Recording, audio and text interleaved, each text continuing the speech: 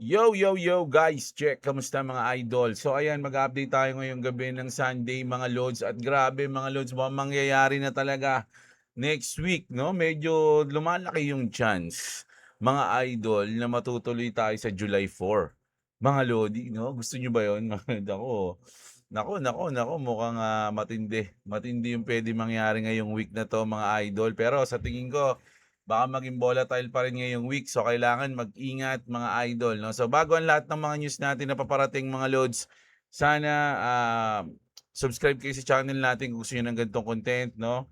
Crypto news, global news, trending news mga idol. At syempre, sana pa-like ng video natin mga loads. No? Hanggat libre pa. No? Dating ang araw, hindi na libre like tsaka subscribe. Kaya pero ngayon, libreng-libre pa, mga lods. So, kaya tadtarin nyo na ng like yan, mga idol. So, mag-i-start na tayo. Check muna natin yung trade natin kanina. So, nag-ano tayo, nag-long tayo, nag-short tayo, dalawa. No, ang sinusunod natin dyan yung ito yung RSI natin So, dito yan. So, ngayon, tinamaan kasi yung lock profit ko yung $6. That pala, pinrofit ko na meron na ang ano yun $12 na yun, yung kalahati pa tuloy. Pero dito mga idol wait natin kasi mukhang pababa ulit siya dito sa 30% mga lods. So hanapin natin yan, titignan natin kung ano yung pwedeng mangyari mga idol, no? So wait lang tayo dito mga lods, no? Dito tayo titingin. Sa ngayon nasa gitna pa siya, so yaan muna natin, no? So ganun yun. Dapat patience mga lods. Kung saan yung pinakagusto mong pwedeng mapuntahan, abangan mo yun. 'Di ba? Kasi pag pinilit mo, nainip ka, baka early position mangyari sa iyo sumalungat sa hindi sa gusto mo, yung pwedeng mangyari sa trade mo. So, mas maganda kung ano yung pinlano mo, yun yung sundin mo. Okay, so mag-news na tayo. Eto na. So, ayun na nga po mga lods, no? Actually, parang naglolokohan na lang si Trump tsaka yung Iran dito, mga lods. Kasi sabi ng Iran has sent a new warning to America. Iran Prime Minister Araghchi is about to close the Strait of Hormuz again. No, kasi baka tumaas na naman yung langis pag sinara na naman yan, mga idol, no? If the recent escalation of the situation continues, it will become impossible to keep the Strait of Hormuz open. Kasi nga, nagkakaroon na naman ng ano dun bakbakan ni mga lods Under the agreement signed with the United States, Iran is the only country responsible for managing the Strait of Hormuz. If other country and parties create their own management, it will lead to clashes. Ayun yung sinabi ni Prime Minister Araghchi, mga lods. No? Kami lang ang magkocontrol sa Strait of Hormuz, wala nang iba. Kaming country lang, no? Ang Iran lang. Pag mayroong pumasok at nang himasok na gustong kontrolin, ayun na. It will lead to clashes. So, alam nyo, parang ayan lang naman yung pinag-usapan. Di ba nila napag-usapan yan? No? Ilang beses na sila nagkaroon ng usapin diyan, hindi pa rin nila alam kung ano yung gusto nila sa buhay, mga idol, 'no? So, hindi natin alam kung palabas na lang 'to o baka scripted na 'to, mga lods, pinapatagal na lang nila.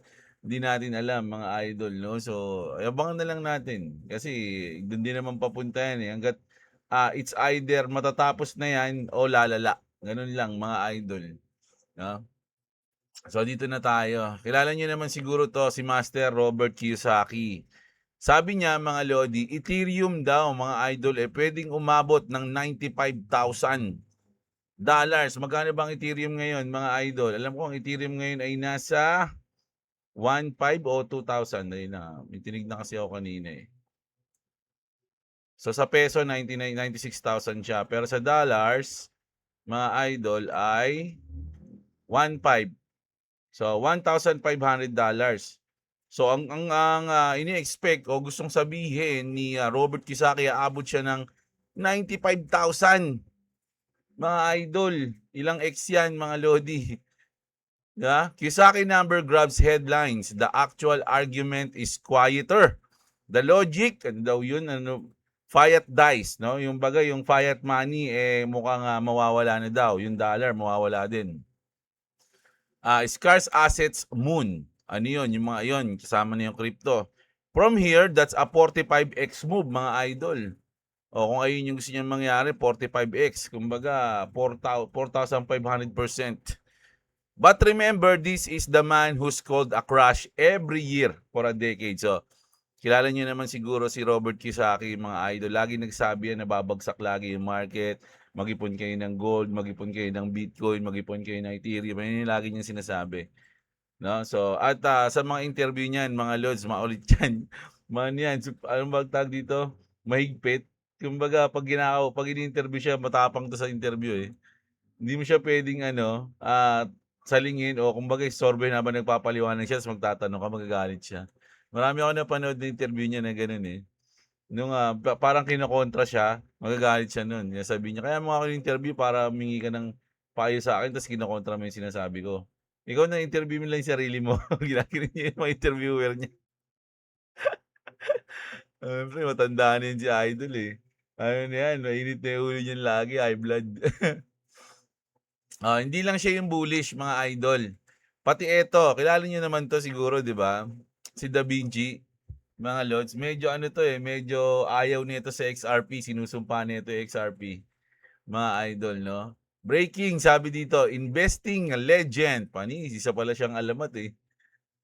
Da Vinci Jeremy just sold his 200,000 Maybach sports car, no, to load up on Bitcoin with ETFs bleeding 444.5 million yesterday. So, kumbaga parang iniisip siguro dito ni sorry, ni Da Vinci nasa bottom na tayo kaya binenta niya na yung kanyang mamamahaling kotse para bumili ng Bitcoin. No, the time to stock is now. So ngayon daw yung mga panahon ngayon para magbudega o mag-ipon, mga idol, dahil parang nasa bottom na daw tayo.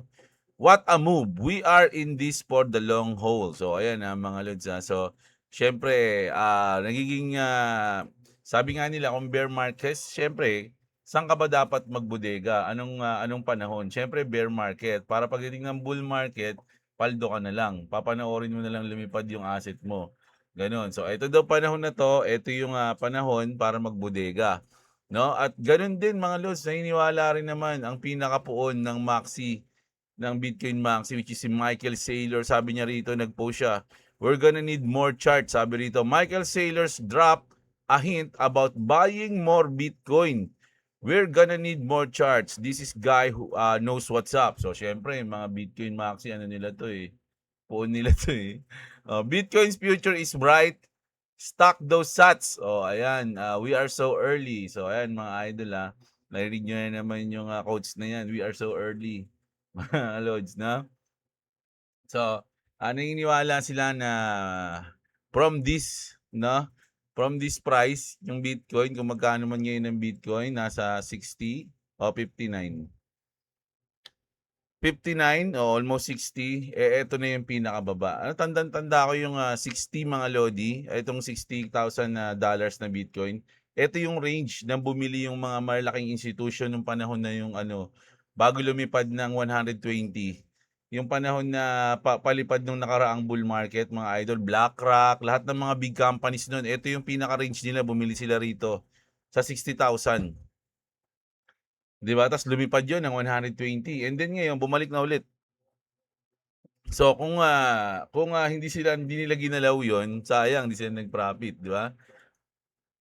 Ayan. So isa yung mga maraming bullish na mga oldies ngayon, mga tito-tito natin. Si Robert Kiyosaki, si Da Vinci, at syempre si Tito Michael Saylor, mga idol. Medyo bullish. Lagi naman bullish to sa Bitcoin, kahit bear market bullish 'yan, mga lodi. Eto, speaking of Tito main player to, mga idol, no? CC says it will probably take 50 to 70 years for crypto regulation to fully mature. Kasi ito yung issue sa kanya dun sa Mika, no? Hindi siya kasi nag-comply doon, mga idol. Hindi siya pumasay. No, hindi natin alam. So, parang dito parang nagre-reason out na lang siya rito sa tingin ko. Pero may ano siya, may sense naman yung sinabi niya kasi syempre una pa lang na magkakaroon tayo ng mga batas lalo na sa US, no, tungkol sa crypto regulation, mga idol. siyempre ang ano pa yan, it's either madagdagan, mabago o something. Kumbaga ngayon start pa lang, eh, 'di ba? So, sabi nga maaga pa, mga idol. So, siguro siya inisip niya mababago pa yan, marami pang puwedeng mangyari. So, saka na lang ako mga ano, magco-comply. Ewan ko kung gano'n nasa isip niya na, 50 to 70 years. Buhay ka pa ba nun? Baka deads ka na nun, idol. 50 ilang taon na ba 'to si CZ, 'di ba? Check nga natin, CZ, Binance age. 49. Oh, 49 plus 70. Hindi ako magaling sa math, eh. 100 plus na 'yun, 'di ba? O 119 ka na nun, idol, 'di ba? So, matanda na tayo niyan. So, sabi niya dito, since the industry is still early and regulation evolves slowly. So, ano na lang siya dito, damage control, mga idol, no? Pero kasi parang marami kasing nagsasabi sa mga tindahan, tsismis ng mga tita-tita, mga idol, na kaya hindi sila nakapasa sa Mika kasi nga, o hindi sila nag-apply doon kasi nga mga idol, malalaman na baka minamanipulate nila yung market. So, ayun yung mga issue-issue doon. Kaya tinanggal sila doon, mga idol, no? At ganoon din yung USDT. Diba? Dinilist doon, mga load. So, yung may mga issue na coin, tablado muna doon, mga idol. So parang doon mo kasi mapapatunayan, oh baka totoo yung sinasabi nila na kaya hindi kayo nakapasok dahil ano nyo kinokontrol nyo yung market, minamanipulate nyo. So kaya marami nagalit sa Binance noon. Siyempre, lalo na yung mga users ng Binance na mismong nandun sa bansa na yun. Siyempre, mababan yung Binance. So, lilipat na naman sila.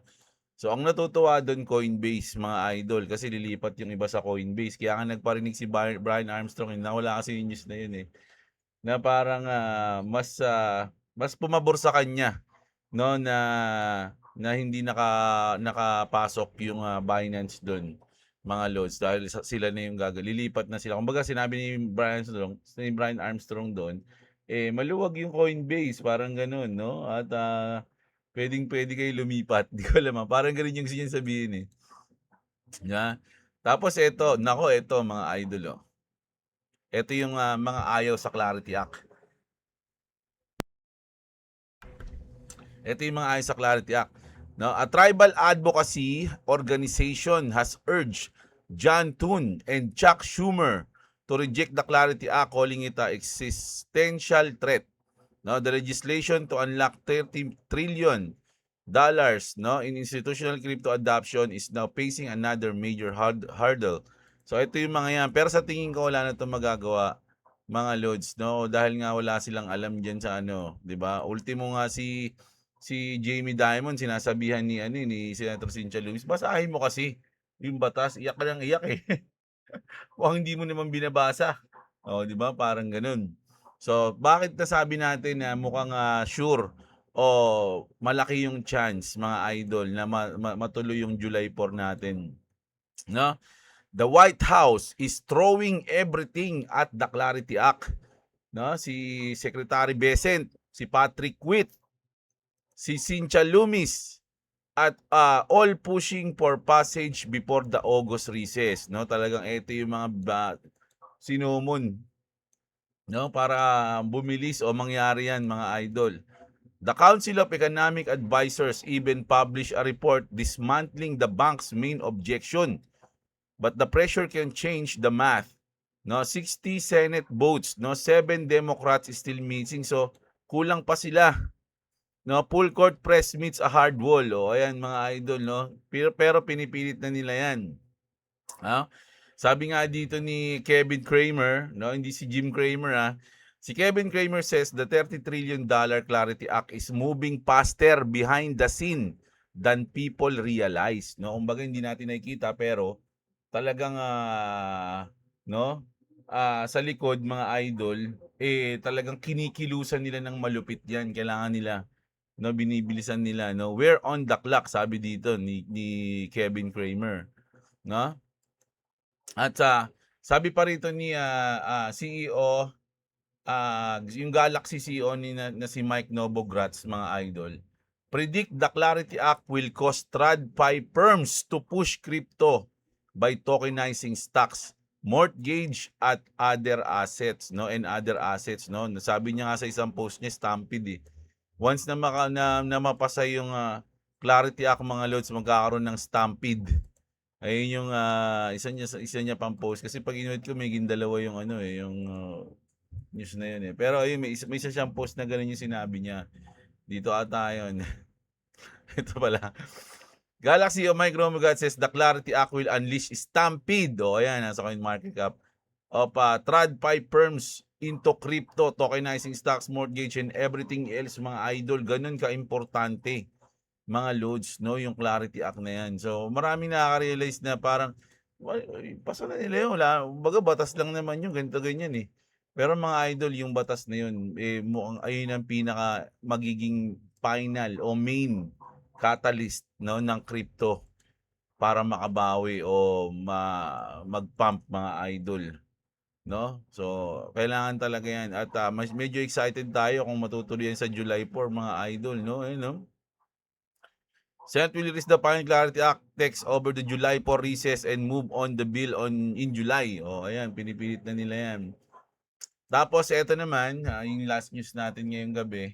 Ripple Prime will bring trillions closer to XRP and XRP Ledger, kasi sa DTCC andun yung ginagamit yun, di ba? This is your last chance to buy XRP this low, sabi nito ni Calvo, no? Ripple Prime clears over 3 trillion a year for 300 plus institutions. Mike Higgins said the goal is to move all of it onto the XRP Ledger. Lock the F in, sabi, mga idol, no? No. Ayun, bahala. Syempre, iba naman, maraming sabi nga natin, banggitin lang, huwag nating ipilit, no? Ako naman, mga idol eh. Sinasabi ko sa inyo na huwag kayong umasahan para bumili, magbenta, mag-gold o bumili, no, ng kahit anong crypto coins, mga idol. Do your own research. I'm not a financial advisor. Mga lods, nagbabalita lang tayo, nag-news lang tayo para kahit papano makatulong yung mga balitaan na to na ginagawa natin, no, sa trading journey nyo, no? Kung may nabalitaan tayong ganito, ganyan, no, may event man ng FOMC o kung ano na yung mga update sa crypto natin, no, doon nakakatulong tayo sa mga gusto magbodega o hindi, di ba? So, ayun eh. Ayun news natin ngayong gabi, mga idol, no? So, bukas ng umaga, balik na tayo sa usual natin. Umaga, news tayo, gabi, news ulit, basa tayo ng comment pagkagabi, no? At kung kaya nating mag-flash news, so, sa middle of the day, sa hapon, o anong oras, sana mangyari na magkaroon tayo ng malupit na flash news. Kaya lang, mahirap mag-flash news na medyo brutal eh. Inaano tayo ni YouTube, ni-restrict tayo. So ayun, bukas kita-kits tayo. Sana enjoy nyo ang video natin, mga idol. Like nyo yung ating video. Subscribe kayo sa mga wala pang crypto exchange dyan. Check nyo yung link dyan sa baba ng description, mga idol. Makatulong sa inyo yan. So kita-kits, maraming salamat. Magandang gabi sa inyo lahat. At What's up? Subscribe to Clubs Gaming at subscribe to Jablo. If you want to subscribe to me, it's link in the description. Also, guys, there's some bad news. House of Leather is gone! hindi, nahack kasi yung yung Facebook nung tropa natin na may-ari ng House of Leather. So gagawa pa siya ng bago niyang page uli, mga idol. Kaya tinanggal ko na yung ating link doon niya kasi nahack yung kanyang Facebook, no? So ayun, kita-kits tayo, mga idol, pero nandun pa rin yun, yung mga product niya. Gagawa lang tayo siya ng bago niyang page, okay? Kita-kits, maraming salamat, mga lods. Love you all.